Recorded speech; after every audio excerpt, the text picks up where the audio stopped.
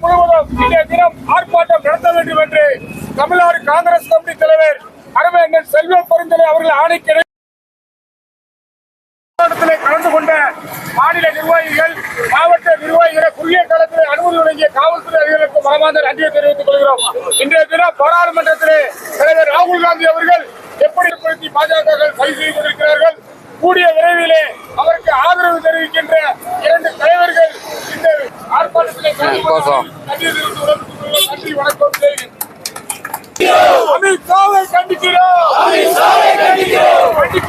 கண்டிக்கிறோம், கண்டிக்கிறோம், மோடி அரசை கண்டிக்கிறோம்,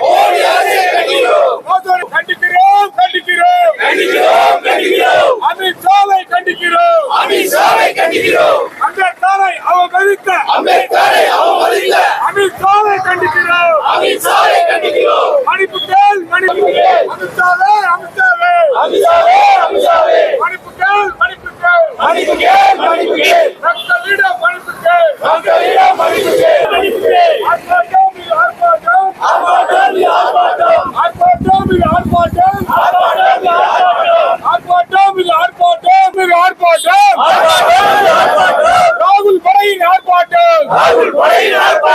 இந்தியாவின் அடுத்த பிரதமர் ராகுல் காந்தி, இந்தியாவின் அடுத்த பிரதமர் ராகுல் காந்தி, பெருந்தலைவர் காமராஜர் புகழ் அன்னை சோனியா காந்தி.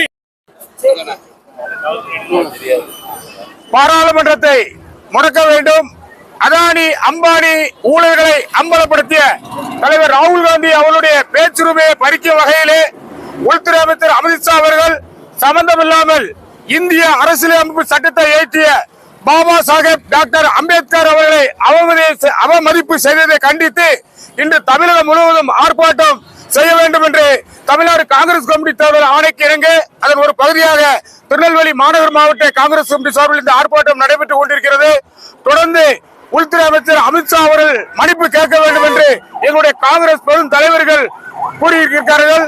அமித்ஷா அவர்கள் மன்னிப்பு கேட்க வேண்டும், இல்லை என்றால் மாநில தலைவர் அனுமதி பெற்று தமிழக காங்கிரஸ் திருநெல்வேலி மாவட்டத்திலிருந்து அமித்ஷா அவர்கள் வீட்டை முற்றுகையிடுவோம். சக்கரபாண்டியன் மாநகர் மாவட்ட காங்கிரஸ் கமிட்டி தலைவர்.